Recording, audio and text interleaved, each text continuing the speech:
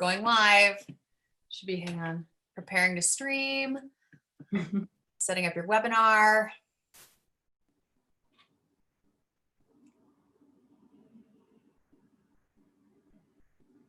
Okay. Awesome. I think we're live. I think we did it. All right.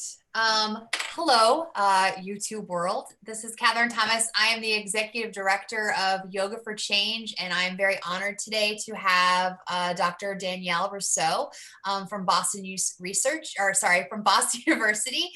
who is the Director of Research for Yoga for Change. Thank you so much, Danielle, for joining us. Of course, happy to be here. Yeah, thank you. Just to have people sort of get to know me a little bit, just a quick, little bit of info. Yoga for Change was started back in 2014 by myself. And initially we're just in Jacksonville, Florida. Currently we're in Jacksonville, Florida, South Florida, Tampa Bay, and Central Florida, specifically in Orlando. And we've been able to have an amazing research evaluation through Boston University of our correctional programming. And that's sort of what we'll be focusing on today, along with a larger picture and where we hope to go. I was a former Naval helicopter pilot and knew nothing about nonprofits when I started Yoga for Change, and have learned a lot through the process. And part of that process was joining the Yoga Service Council. And through the Yoga Service Council is how I met Dr. Danielle Rousseau. The first time I saw Dr. Rousseau speak, I told myself that I wanted to work with her one day, and we are now a couple years later, and we've been able to work together. And we're very, very excited. So I'm very excited to have Dr. Danielle Rousseau on. Dr. Rousseau, would you please give us a little bit of background just about you, if you don't mind? Sure, of course. Thanks, Catherine. I am faculty member at Boston University, where I teach and conduct research. And my background is actually in clinical forensic psychology. And I practiced for many years as a therapist in both correctional, carceral settings, and in the community doing crisis response, victim advocacy, and rape crisis work. And after that, transitioned to teaching and research to really attack some of these issues on a larger scale and deal with policy and programming and things like that. So that's when I transitioned and have since been doing research in a couple key areas, including looking at disparities in the justice system and doing social justice work.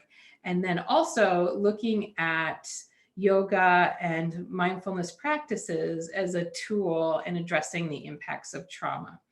A lot of my work historically has been in the area of trauma and trauma recovery. So use that to kind of bridge my work as a clinician and practitioner to the work I'm doing as a researcher. I'm also a certified yoga teacher myself and teach yoga. A lot. It's so awesome. We're very lucky to have you as part of our team. I guess maybe we can start by, would you define trauma-informed and why it is so important? Yeah, of course. And it's central to my work, but also I know fundamental to the work that Yoga for Change is doing, and really forefronted in all of the curricula that Yoga for Change runs. And trauma-informed programming really is programming that takes trauma into account and understands the impact of trauma in providing services. So really forefronts that and shifts the question from what is wrong with this person to what has happened to this person and how can we support them in tools. So, to manage what they're dealing with.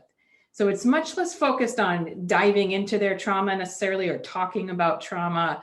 Trauma-informed work really doesn't do that. It's more about providing tools and providing programming in this understanding and this context that takes trauma into account and is informed by trauma. So works to provide practices that are as safe as possible, while recognizing that we can never guarantee safety. We cannot guarantee safety in any situation, nor can we really understand what is safe or feels safe for any individual. Also knowing that that can change from class to class or even from moment to moment. So forefronting that as well, but trying to create as safe an environment as possible.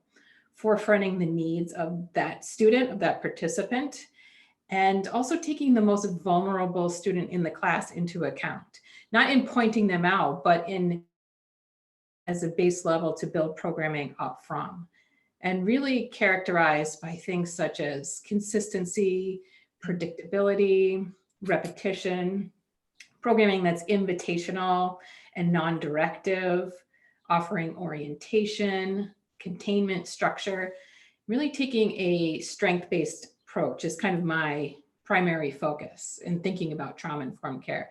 Finding those strengths, because our trauma response is a strength-based response. It is a naturally derived response that is so protective for us. But if we get stuck there, it can become problematic. So how do we help our students in a very co-creative way manage that and deal with that? It's very interesting. I think the positive approach is sort of where we are very aligned, as opposed to talking about hopelessness. Can we focus on, optimism?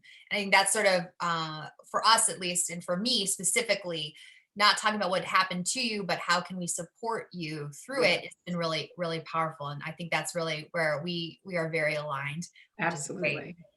Um, Going off of that, what has driven you to working with nonprofits? And more specifically, what drove you into working with yoga service organizations? And please do talk about Sue Jones and Yoga Hope and Timbo also, if you don't mind. Sure. I think all of this really comes out of my clinical work as a practitioner, as a mental health clinician. I used a lot of meditation, a lot of mindful movement in my clinical practice. And I saw that it worked. I know that it works firsthand.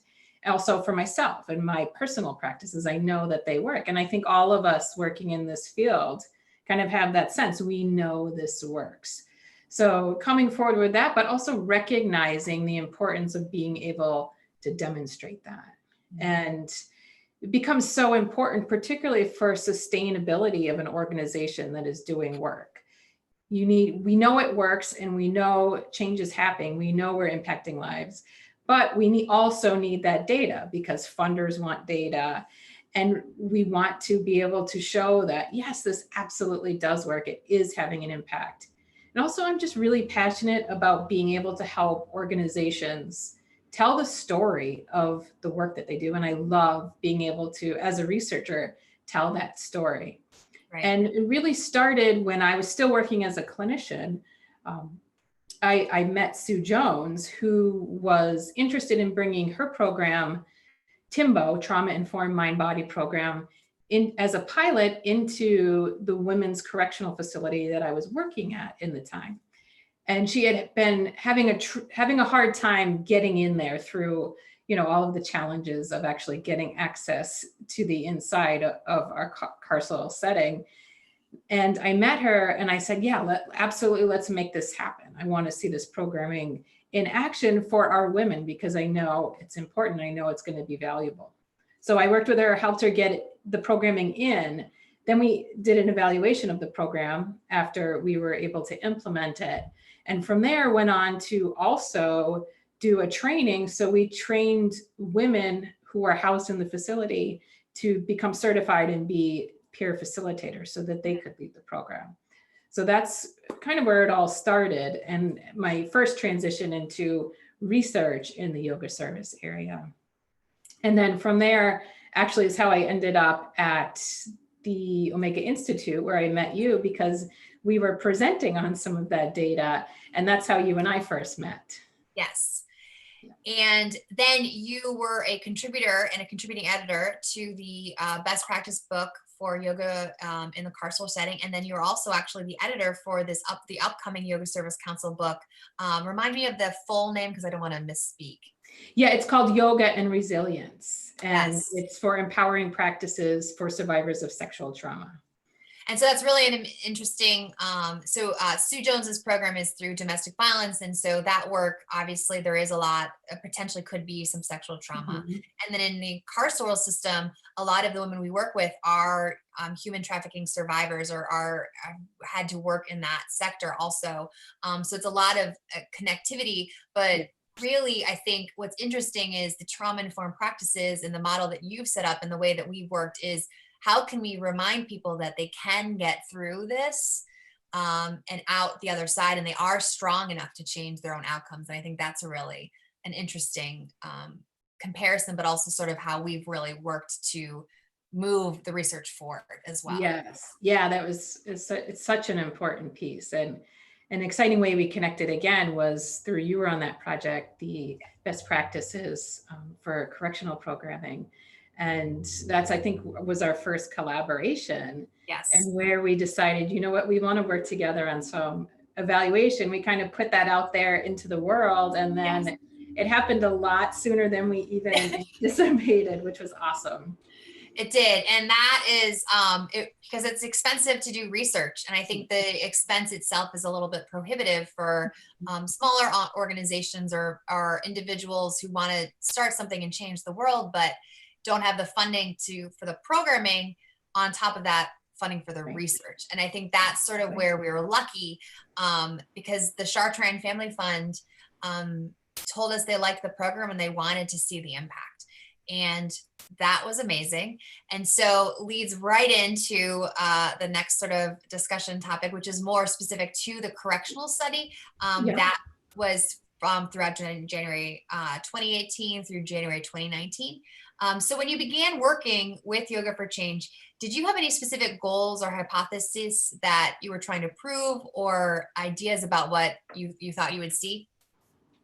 Yeah, you know, I certainly saw the benefit of what Yoga for Change was doing and the impact it was clearly having, particularly based in the fact that Yoga for Change is a curriculum-based program. So it's a trauma-informed curriculum-based program, and it offers not only the benefits of yoga, but also the very intentional benefits of that specifically designed curriculum that is trauma-informed.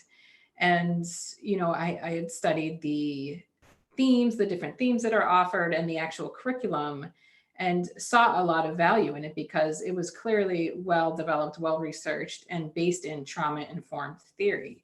So I was very excited to evaluate that kind of out in the real world. But I had a sense that it would absolutely be having positive impacts for participants, both in their mental health and their physical well-being.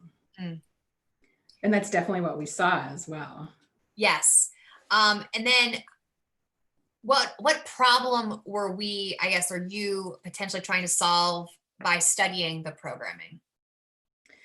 Really demonstrating impact was kind of our primary goal, I would say, to show, like I said before, we know, we have a sense that this is working and that this has a positive impact. And we hear individual stories and, you know, positive feedback from people we work with kind of on the ground. But to really be able to say conclusively that this is having a very demonstrable impact, that is a huge thing. And that's what we wanted to do. And looking at a variety of areas of potential measurement and I focused those specifically around resilience as well, because I saw a lot of potential for resilience building in this program.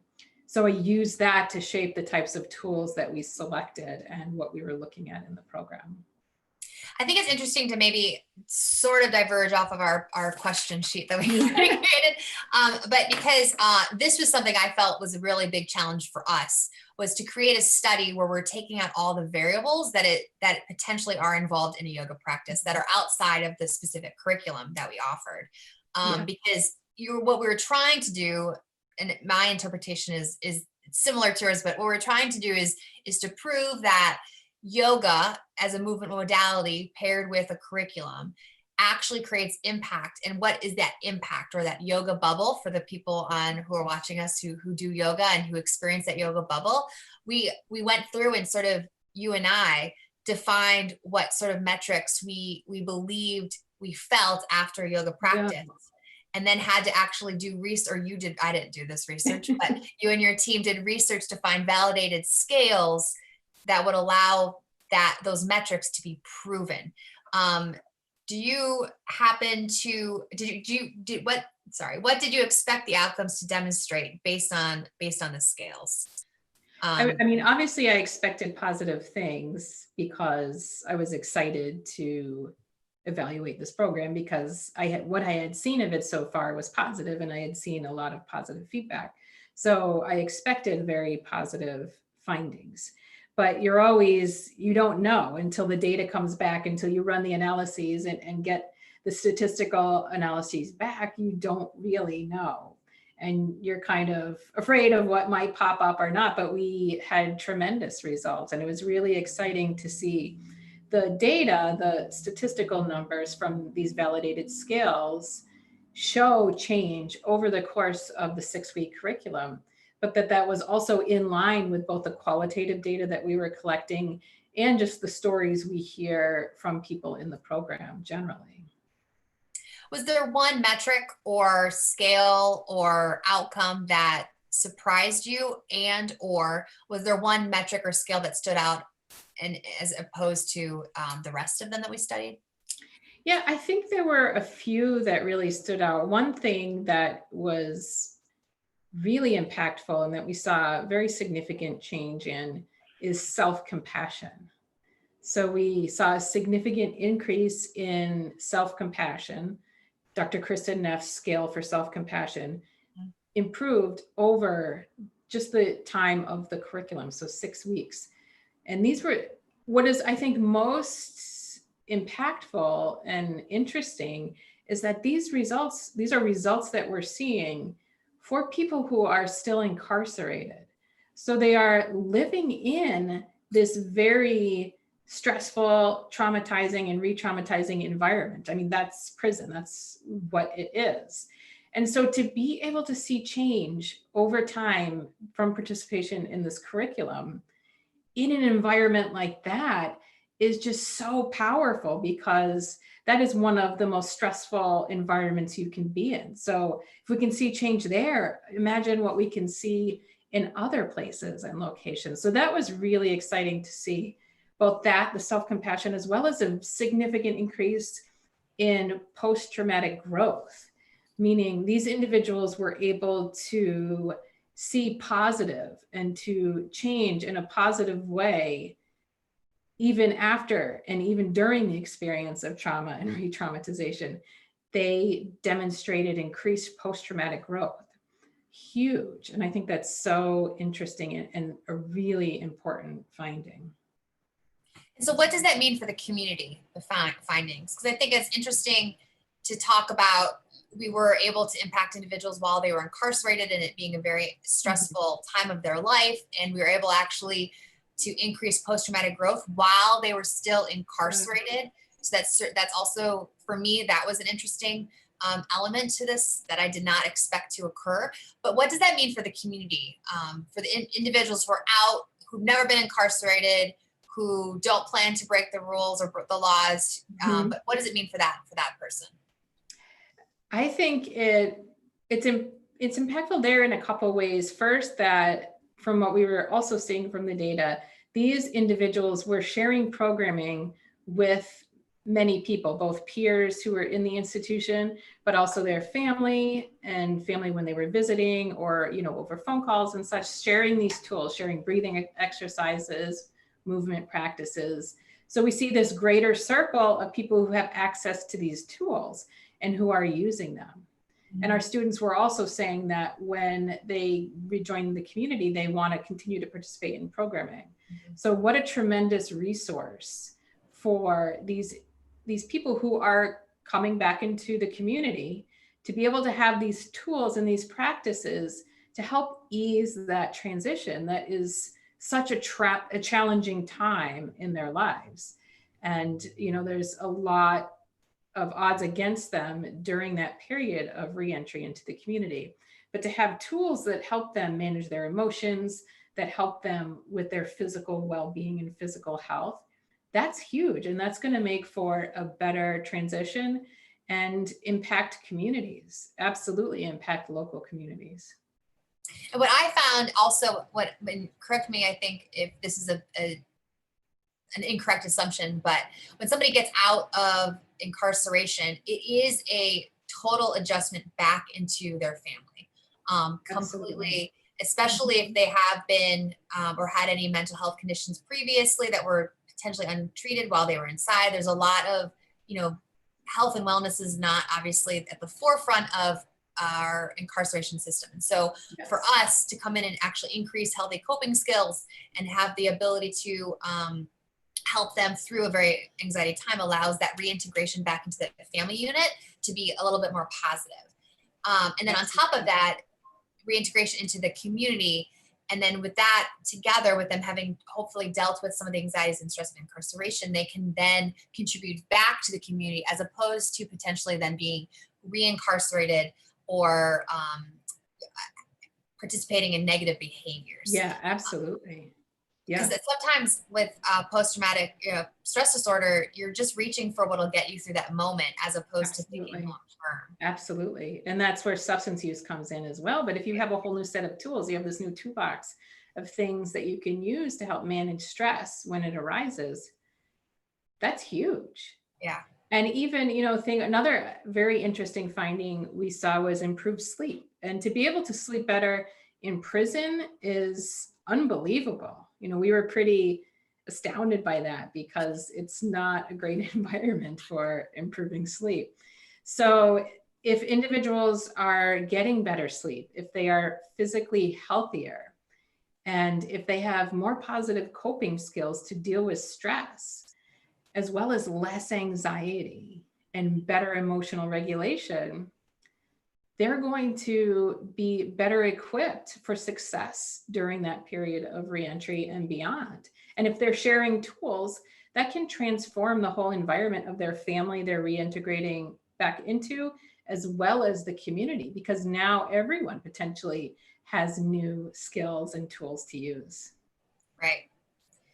And that study led to us being really interested in substance use disorder and the opioid epidemic, because as you said, a lot of individuals who are dealing with post-traumatic stress disorder are reaching for substances to potentially lessen the voices in their head or to get them through the day or to allow them to sort of zone out and not deal with whatever trauma they have experienced and potentially not overcome yet at this time.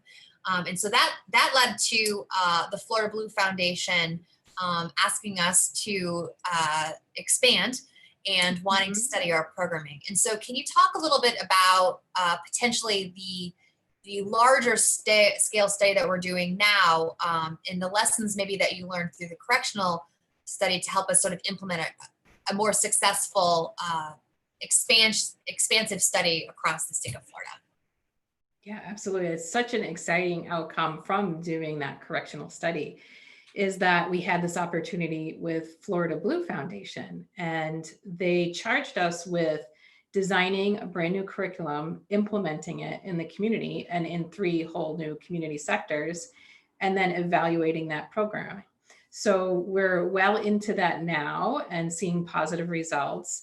And it was such an exciting opportunity because we were able to use what we learned in the correctional study, but also based on empirical research to design a curriculum that was specifically based for substance use and in particular opioid use. So we have a whole new curriculum and whole new design, which is really exciting. But we were able to take from the correctional study what worked as far as assessment and programming and things that were working really well and continue that on. And then, fine tune for the specific needs of individuals who are in treatment for substance use disorder. So that has been really exciting, and we're seeing a lot of positive outcomes so far. And I'm excited to kind of see how that plays out long term. Certainly different challenges working in the community than some we faced in the correctional setting. And one challenge that we had when doing the correctional study was, and is always a challenge, having a control group. Right. In order to demonstrate change, you really need a comparison group to be able to show that the results we're seeing are actually coming from the program we're implementing, because we can compare them to another group of individuals who are in the same situation. Everything else is comparable, except this one group is participating in the program. So that's the only difference, theoretically. So if we see change, then we know that that change is from the program. Right. And that was a challenge. And I know it was hard to obtain in the correctional setting. And I know Yoga for Change and the teachers were just so committed to the data and to the research and made that happen. But that is even more challenging in the community, because at least in a correctional setting, that is a contained, controlled environment.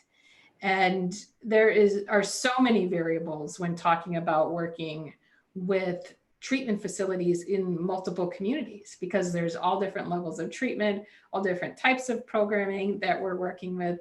So finding that control group is certainly a challenge. And that looks a little different than it looked in the correctional study, but we still, we do our best and we go forward with that. And now that we are virtual, that also has created a lot of exciting challenges. I think that you and I have talked quite a bit about how do we ensure we're still collecting data in a appropriate way that's not introducing multiple variables, and how can our team ensure that we're also working together in this virtual environment. And so I think it's interesting, and what something positive that the pandemic has brought us is the ability now to potentially look at the in-person physical programming and be able to see the results, the impact, and then compare that to virtual programming and see the results impact, because that allows us to see where we're really successful and where we potentially can improve as well. So. Yes, I think, certainly this impact has been, this pandemic has been a huge challenge to programming and to the research as well, but also has brought on this unexpected kind of advantage in research, in that now we have this potential comparison of in-person programming to virtual programming. So it's like a natural experiment that happened while we were already collecting data. And I think that's really exciting, because we don't yet know a lot about virtual programming and if it is as effective as in-person programming, and what that looks like, or how it looks differently than in-person programming, and can it be as valuable and impactful. And one thing that we really were focusing on, or one of the aspects we were focusing on in the substance use study, was the importance of connection. So I think it's going to be really interesting to look at whether or not you can build that connection virtually. Right. And you still obtain that connection that's so important to recovery and so important to well-being. Is it possible to maintain that through a Zoom class or a virtual class? Right. We don't know. We don't have that answer yet, but it's going to be really interesting to find out and to see, and really important too. So I think this is going to provide a lot of valuable information for programming going forward.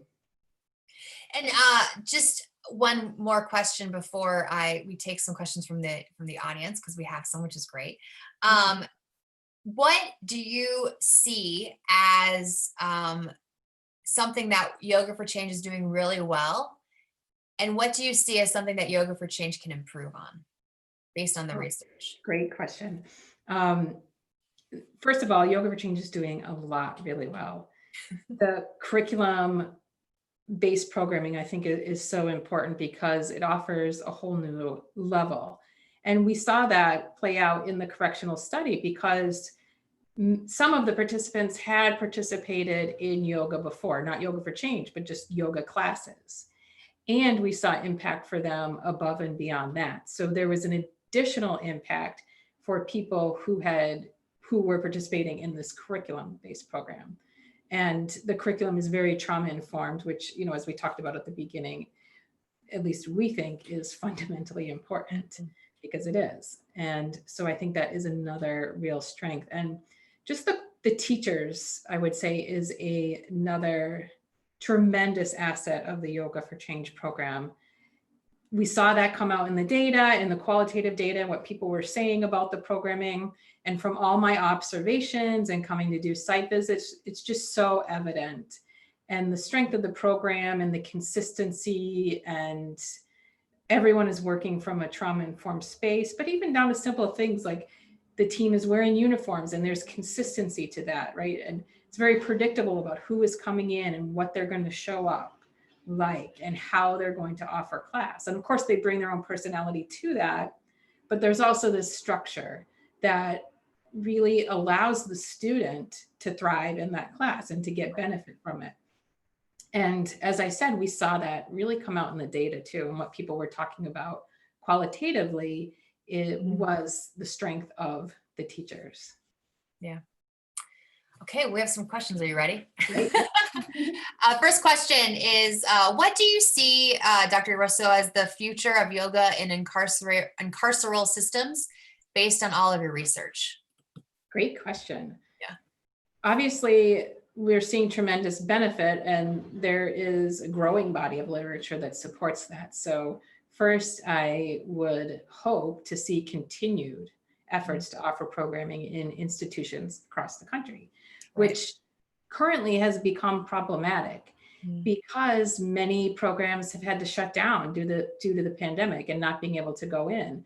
And of any kind of environment that I've worked with, correctional settings are the most difficult to get technology into. So even to get a setup to be able to offer virtual programming is nearly impossible. You know, having taught in correctional settings, you couldn't even maybe bring in a book or a DVD. There was no way to show that. Right. Teachers, you know, have to learn to teach without PowerPoint or without any resources. So the capacity to just flip that switch and say, okay, we'll do programming virtually is not as easy in correctional settings. So we need to think outside the box and get support, get funding, and get administration on board to support that transition to virtual programming where necessary. And currently in most places that's necessary because it's not physically possible for teachers to go in. So that's really important. And one other thing I would think would be really valuable and is important is to offer trainings for individuals who are incarcerated. So that people who are incarcerated can be the ones teaching the classes. Yes. They gain this valuable skill, they can teach their peers, and now they have that certification so that when they get out, they have another tool in their toolbox and they can use that in the community as well. Yes, and we did actually ask Jacksonville Sheriff's Office if we could offer virtual programming. We asked if we could tape videotapes, VHS, do DVDs, and just with staffing, with security, they just couldn't make it happen, which makes sense given the understaffment already of the correctional institution and all the security issues. But Jacksonville Sheriff's Office has been a great partner to Yoga for Change, and we're really excited in the ability to potentially work with them and create more pilot programs, just like you're saying. So just so the audience knows, we did actually ask, and we asked a bunch of different ways, and we were told not yet, but let's figure it out. It's challenging, super challenging. Yeah, I mean, because you can't have a group of inmates watching a video or not a video camera, but like a TV without security there. And given that we are not security or correctional officers ourselves, but just having a person that's not incarcerated leading the class was, their instant, rules. So there are a question that I can just quickly answer just based on the question. Is Yoga for Change able to check in with those who participated in the 2018 study to see if they still participate? So we do have an alumni coordination system, Yoga for Change does, and we actively attempt to engage with individuals after they have reached out to us. However, the rules prohibit us to maintaining relationships after the individual is released from incarceration. And so we are not able to necessarily have a check-in system. And it also has been interesting to compare our recidivism rates, which is the return to jail rate, for people who participate in Yoga for Changes program in comparison with Jacksonville Sheriff's Office average recidivism rate. And so we are actively working to see and to follow up on individuals, but we do know of quite a few individuals who are still practicing, and they love to attend our community classes. and just practice with our teams, which is great. A question for you, Danielle. For the substance use research study, is chronic pain and whether it is reduced due to yoga something that can be measured or is being measured? Yeah, it's certainly challenging to attribute that to what is the cause of the reduction. We are absolutely looking at pain, both before and after class. So we do measurement before and after each class session, and then before and after the curriculum. So students take a pre-test before the curriculum starts, post-test after, and then do a short assessment before and after each individual class. So we're looking at it both kind of long-term over the curriculum, but also does just participating in that one class impact your experience of physical pain? So we are looking at that. And that class measurement, I think, is interesting because if somebody has a significant decrease in the experience of pain in that moment from moving their body and from participating in that class, I think that shows real impact of the program itself and the class itself, like actively engaging in that yoga class, because during that time, that is the one thing that they're doing and that has been consistent. So we will be able to look at that both before and after class and then through their experience of the curriculum as well. That's awesome. And then one final question, unless somebody else chimes in. Why was the choice to establish Yoga for Change in Florida? And was that research specific or was it due to geographical ease and establishment? I can answer that. We were established in Florida because that's where my husband and I moved to after I got out of the military and he was still in active duty. And so that is specifically why we are in Florida. I wish there was more to it, but it was just because of needs of the military, I guess you could say. And we are, again, moving through Florida across the state just because of the opportunity that we've been given because of the Florida Blue Foundation. And once we have that grant under us with the research and sort of the credibility behind our name, I don't see why we wouldn't go across the country, nationwide, internationally, because our model and the way and the processes and procedures that we've established has sort of created an atmosphere that allows every single teacher on our team to get compensated for their time. And on top of that, a way for us to ensure sustainability as an organization as we expand. So one more question. Are you seeing an increased value in virtual programming to not only extend reach, but also to provide a level of continued support as people progress through the recovery journey or in reintegration? Are you seeing an increased value in virtual programming to not only extend reach, but also to provide a level of continued support as people progress through the recovery journey or reintegration?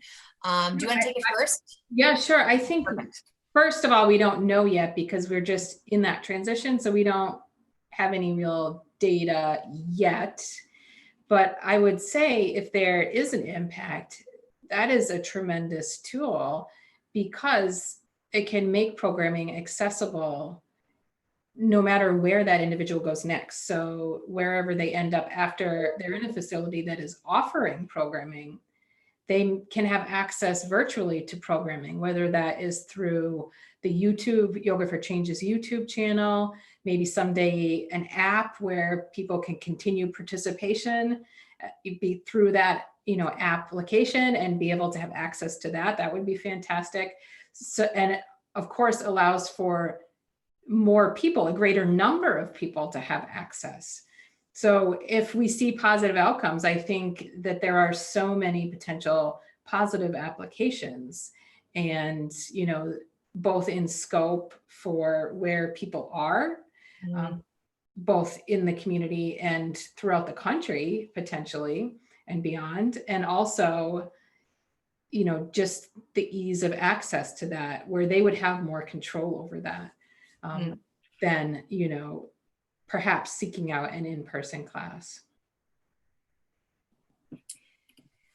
And then to even just piggyback on that just a little bit, one thing about Yoga for Change is we want to ensure impactful programming is being offered to individuals who've experienced trauma. And so I think what Danielle said is we're still in the beginning parts of figuring out if the impact, what's the shift impact, where can we adjust? And so it's not to say that we won't potentially be able to increase our scope, but it's just to say that if we chose to increase our scope, it would be based because the research said that the impact was not negated or decreased, because it's not fair to our students to do something just because it's easier to offer a virtual class, rather than get through the hurdles of going into a facility. But at the same time, we want to make sure that the programming is meeting the students where they are.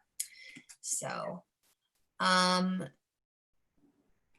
we have one more. I'm curious to see if the Florida Blue Grant will allow for greater ease into NSF grant. I'm excited. Yes, we're very excited for everyone who tuned in to this. It's been pretty amazing to see how many people have been wanting to know about our research. So in any final words, Dr. Rousseau, before we log off? No, I'm just excited, and I think this is just the beginning. You know, everything we've seen so far is just so positive, but we are just starting, and there is a bigger story to tell, and I'm excited for that and looking forward to see what is on the horizon. Yes. Thank you so much for taking the time, Dr. Rousseau. It's an honor to be to have you a part of this organization, and I'm grateful for you and all your support, and I'm really grateful for your friendship. So thank you so much. Thank you to everybody who tuned in. Feel free to subscribe to our channel, please, if you haven't done so already. And we have had a bunch of success with offering yoga and meditation practices every day at 9 a.m. for the community, larger community. So please take advantage of those. Feel free to email any questions that we may have missed. Or if questions come up upon viewing of this, we definitely will try to answer them. And if I don't have the answer, I will definitely forward them to Dr. Daniel Rousseau. Again, Catherine Thomas, Executive Director of Yoga for Change, and Dr. Daniel Rousseau, thank you so much and have a fantastic rest of your week. Thank you.